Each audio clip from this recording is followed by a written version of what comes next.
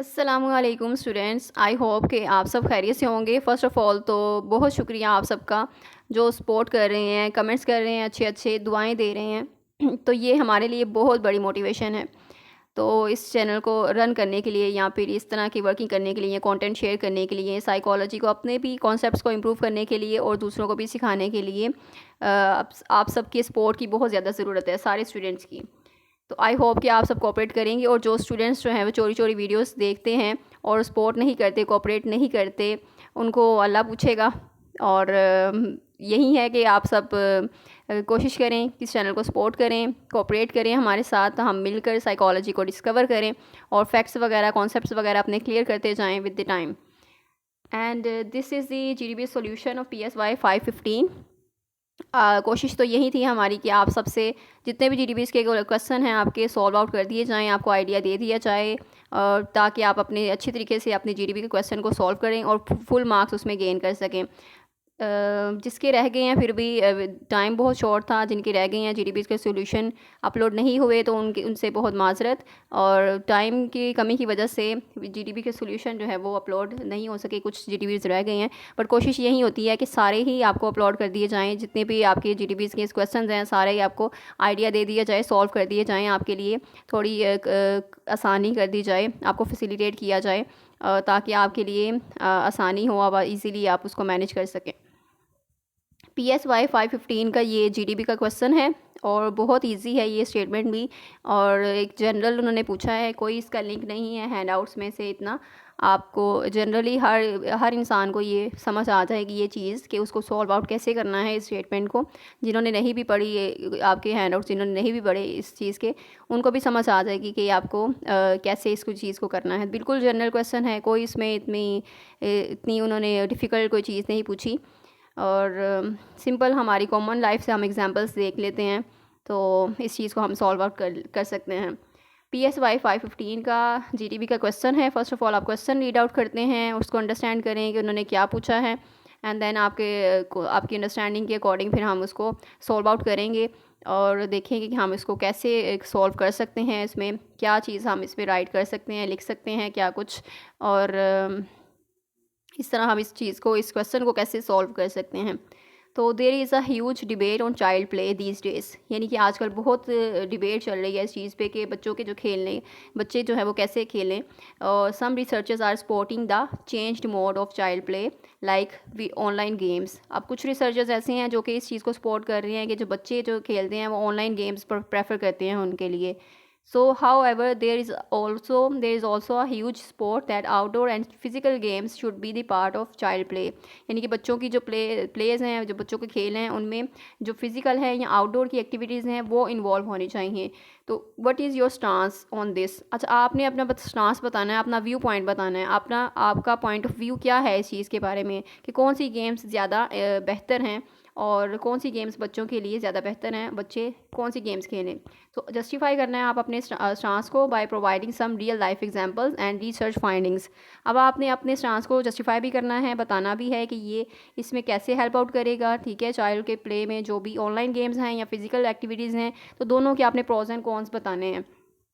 तो first of all तो आप ऑनलाइन गेम, अच्छा आपने देखना है कि आपने अपना स्टांस बताना है, उसको जस्टिफाई भी करना है कि इन दोनों में से, दोनों रिसर्चर्स में से आप किसको सपोर्ट कर रहे हैं, ठीक है। आप चाइल्ड ऑनलाइन गेम्स को सपोर्ट कर रहे हैं या फिर आप आउटडोर एक्टिविटीज़ को, इंडोर को आपने करना है अप्रिशिएट या फिर आउटडोर एक्टिविटीज़ को। तो जो इंडोर एक्टिविटीज़ हैं फर्स्ट ऑफ ऑल तो उनके बारे में डिस्कस कर लेते हैं थोड़ा सा। जो इंडोर एक्टिविटीज़ होती हैं जिसमें ऑनलाइन गेम्स, बच्चे कंप्यूटर पे सारा दिन बैठे रहते हैं, तो उनके जो एक तो फ़ायदा ये है कि बच्चे अपने वालिदैन के सामने, नज़र के सामने रहते हैं, और इसका नुकसान ये है कि बच्चे जो हैं वो एक जगह पे बैठकर बहुत ज़्यादा वो स्क्रीन टाइम उनका ज़्यादा हो जाता है, जिसकी वजह से उनकी आई साइट पे इफ़ेक्ट पड़ता है, उनके मसल्स वीक हो जाते हैं और उनकी जो ओबेसिटी है उस पे, हेल्थ पे इफ़ेक्ट पड़ेगा ये चीज़। तो ये है कि उसके नुकसानात क्या हैं। फ़ायदे उसके चंद एक फ़ायदे हैं लेकिन उसके नुकसानात ज़्यादा हैं। बच्चों की जो फ़िज़िकल मूवमेंट है, फ़िज़िकल एक्टिविटी है वो बहुत कम हो जाती है और जिसकी वजह से वेट गेन होता है उनका। तो ये है। और उसके बाद आउटडोर एक्टिविटीज़ देखें तो आउटडोर एक्टिविटीज़ के फ़ायदे बेशुमार हैं। उनमें एक जो नुकसान है वो ये हो सकता है कि बच्चे पेरेंट्स की नज़र के सामने से हट जाते हैं। वो थोड़ी देर के लिए अगर वो आउटिंग मतलब बाहर गए हैं, आउटसाइड गए हैं, आउटडोर गए हैं, तो वो पेरेंट्स जो हैं वो उनको ऑब्ज़र्व नहीं कर सकते उस तरह कि वो उनका बिहेवियर कैसे है आउटसाइड, और उनके जो भी उनकी क्वालिटीज़ हैं जो भी वो ऑब्ज़र्व करें। तो ये चीज़ है, थोड़ी देर के लिए ये हो सकता है, लेकिन इसके बेनिफिट्स ज़्यादा हैं रादर कि इसके नुकसानात देखें हम।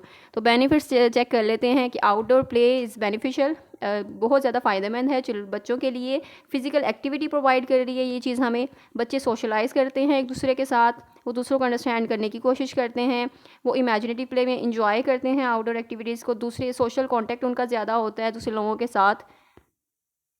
उसके अलावा उनकी जो हेल्थ है वो भी इम्प्रूव होती है, उनकी फ़िज़िकल जो डेवलपमेंट है, ग्रोथ है, वो भी इम्प्रूव होती है। और वो एक्टिविटीज़ इस तरह की वो प्ले करते हैं जिसमें फ़िज़िकल एक्टिविटीज़ होती हैं, जो उनकी जो मेंटल ग्रोथ है उसमें भी हेल्प आउट करती है ये चीज़ उन्हें। उनकी जो फ़िज़िकल ग्रोथ है, डेवलपमेंट है, उसमें भी हेल्प आउट करती है ये चीज़ उन्हें। और इसमें रिसर्चर्स जो हैं वो बहुत रिसर्चेस जो हैं उन्होंने भी ये चीज़ को कंफर्म किया है कि जो आउटडोर एक्टिविटीज़ हैं वो कैसे आपके बच्चे की सेहत को हेल्थ को इम्प्रूव कर रहे हैं। और आपकी जो लाइकलीहुड है आपकी जो ओबेसिटी का या वेट गेन का, उसको कम कर रहे हैं, ठीक है। जो भी हेल्थ कंसर्न्स हैं आपके, हेल्थ रिलेटेड इश्यूज़ हैं, उसको ओवरकम कर रहे हैं, ठीक है। उसमें ज़्यादा आपके बच्चे में ज़्यादा हेल्थ इश्यूज़ नहीं पाए जाएंगे जब वो फिज़िकल एक्टिविटी में इन्वॉल्व होगा, ठीक है। जब वो बच्चा एक्टिव होगा तो उस पर बहुत से जो हेल्थ रिलेटेड इश्यूज़ हैं वो नहीं होंगे उससे, और उसकी मेंटल हेल्थ भी इस तरह इम्प्रूव होगी। फिर आपके जो बच्चों को ब्रेक मिल जाएगा कि वो स्क्रीन्स जो हैं वो स्क्रीन टाइम जो है वो कम कर देते हैं।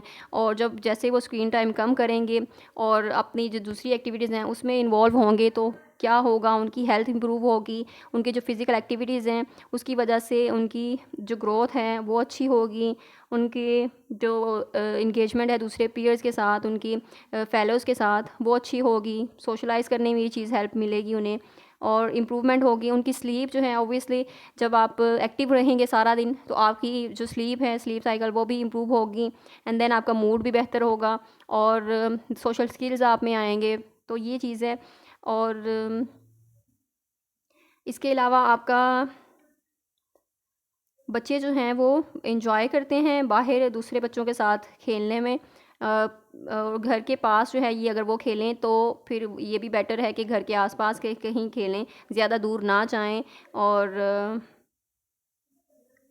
अच्छी जो है एक्टिविटीज़ करें, कंस्ट्रक्टिव एक्टिविटीज़ हों बच्चों के लिए, अच्छे खेल खेलें बच्चे। तो ये चीज़ें पेरेंट्स उन्हें सजेस्ट कर सकते हैं, पेरेंट्स खुद भी साथ जा सकते हैं उनके।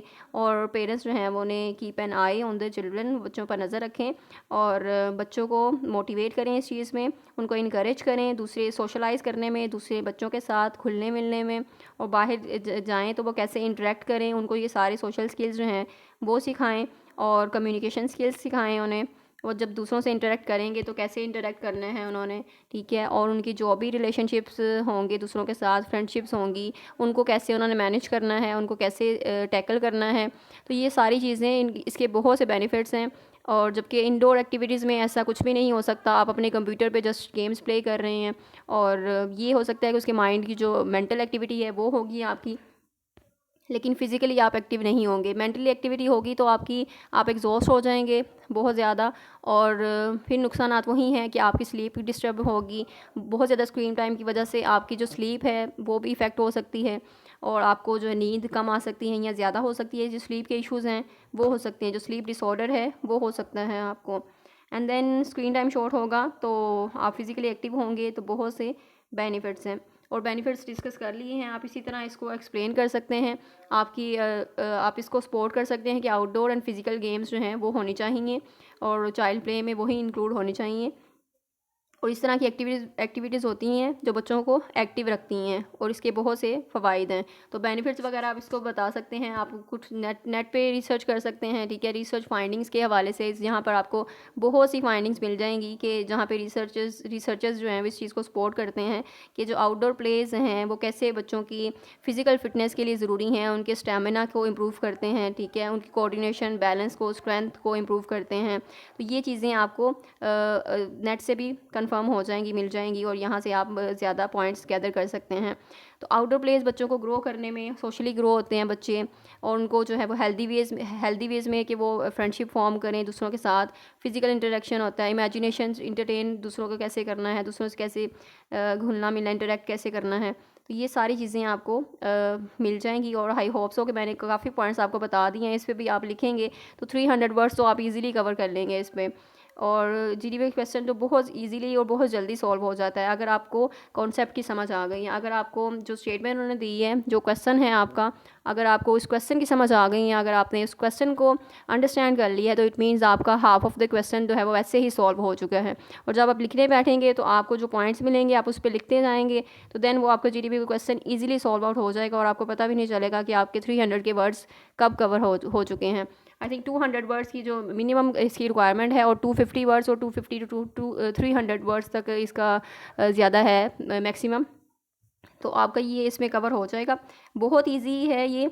पॉइंट्स जो आपको बताए हैं आप उसको नोट डाउन कर लें, उस पर मेंशन कर सकते हैं, ठीक है। रिसर्चर्स का भी बता सकते हैं कि रिसर्चर्स ने ही ये इसके बेनिफिट्स बताए हैं कि चिल्ड्रन जो है वो जब बच्चे बाहर खेलते हैं या एक्सपोज होते हैं, सनलाइट से भी एक्सपोज होते हैं, वहाँ से भी एक्सपोजर जो है सनलाइट का वो भी बहुत बेनिफिशियल है बच्चों के लिए। तो जब भी आप एक्सपोजर मिलता है उन्हें आउटसाइड द होम, ठीक है, बाहर, तो उनके बहुत से फ़ायदे हैं। नेचुरल एलिमेंट्स हैं, कुछ ओपन एयर है, जो ऑक्सीजन जो है वो ज़्यादा उनको मिल रही है। तो ये सारी उनकी जो है वो डेवलपमेंट पे भी कंट्रीब्यूट कर रही हैं, उनकी बोन्स डेवलपमेंट, उनकी मसल्स डेवलपमेंट। यानी फिजिकल आप बेनिफिट्स बता सकते हैं, इसके बहुत से बेनिफिट्स बता सकते हैं, मेंटली बता सकते हैं आप इसके, और फिजिकल एक्टिविटीज़ से आप वो स्लीप का बता सकते हैं, और भी बहुत से, और हेल्थ का बता सकते हैं, हेल्थ इंप्रूव होती है बच्चों की। तो ये एक्टिव जो है वो बच्चे ज़्यादा रहते हैं इस तरह के एक्टिविटीज़ करने से। तो आई होप सो कि आप ये सारे पॉइंट्स आपको क्लियर कर दिए हैं। बच्चों में इस तरह सेल्फ कॉन्फिडेंस भी बहुत होता है, इंडिपेंडेंस होती है, सेल्फ स्टीम उनका बूस्ट अप होता है। तो ये सारी चीज़ें, इसके बहुत से बेनिफिट्स हैं। तो आउटडोर प्लेस जो हैं वो भी सपोर्ट करते हैं रिसर्चर इस चीज़ को, और वो कहते हैं जो आउटडोर प्लेस होते हैं वो कैसे डेवलप करते हैं हेल्दी और क्यूरियस और एक्टिव किड्स, ठीक है। यानी कि जो किड्स, जिस तरह के बच्चे होते हैं वो हेल्दी होते हैं, क्यूरियस होते हैं, वो दूसरे जो इन्वायरमेंट है उसके साथ ज़्यादा बेहतर तौर पर कनेक्ट कर पाते हैं, बजाय जो ऑनलाइन जो गेम्स प्ले करते हैं बच्चे उनसे। तो जो ऑनलाइन गेम्स हैं उनके आपने बताना है, और जो आउटडोर एक्टिविटीज़ हैं इनका बताना है आपने कि आउटडोर एक्टिविटीज़ बेहतर हैं इंडोर एक्टिविटीज़ से, और उसके बेनिफिट्स ज़्यादा हैं। तो आई होप सो कि इट्स क्लियर नाउ। और आप कोई भी आपकी क्यूरी हैं तो आप कमेंट सेक्शन में पूछ सकते हैं। कुछ चीज़ भी समझ नहीं आई तो वो भी आप पूछ सकते हैं। और ये share this video with other students जिनको आइडियाज़ नहीं होता कि वो उनको कैसे मैनेज करना है, कैसे जीडीपीज़ के क्वेश्चन को आपने लिखना है, कैसे स्टार्ट करना है। तो ये कॉमन प्रॉब्लम है, ये प्रॉब्लम हमने भी फेस की है। तो this is not the big issue, और यही प्रॉब्लम सारे स्टूडेंट्स फेस करते हैं। शुरू में हमें भी यही प्रॉब्लम फेस करनी पड़ी थी कि आपने जीडीपी के सॉल्यूशन हम कैसे उसको करें, कैसे लिखें, उसको अंडरस्टैंड कैसे करें। तो कुछ समझ नहीं आती थी क्वेश्चन क्या है, इसको लिखना क्या है इसमें। तो अब अल्हम्दुलिल्लाह खुद भी मतलब सारी अंडरस्टैंडिंग होती है, और दूसरों को भी कोशिश करते हैं कि गाइड किया जाए। इसीलिए आपको कहा जाता है कि आप चैनल को सब्सक्राइब करके रखें और बेल आइकन भी प्रेस करके रखें, ताकि जितनी भी नई वीडियोज़ हैं उनकी अपडेट्स आपको फ़ौरन मिलती रहें। आपके ही प्रॉब्लम्स के सोल्यूशन के लिए चैनल बनाया गया है। जितने भी साइकोलॉजी से रिलेटेड हैं, कॉन्सेप्ट हैं, उनको भी शेयर किया जाएगा इंशाल्लाह फ्यूचर में। और कोशिश की जाएगी कि जितने भी साइकोलॉजी है उसको अच्छे तरीके से समझें, और उसको हम जस्ट रट्टा ना लगाएं उसमें हम अच्छे से उसको अंडरस्टैंड करने की कोशिश करें, और जो कि हमें अपनी प्रैक्टिकल फील्ड में भी काम आए ये चीज़। So best of luck students for the GDP solution. Thank you so much. अल्लाह हाफिज़।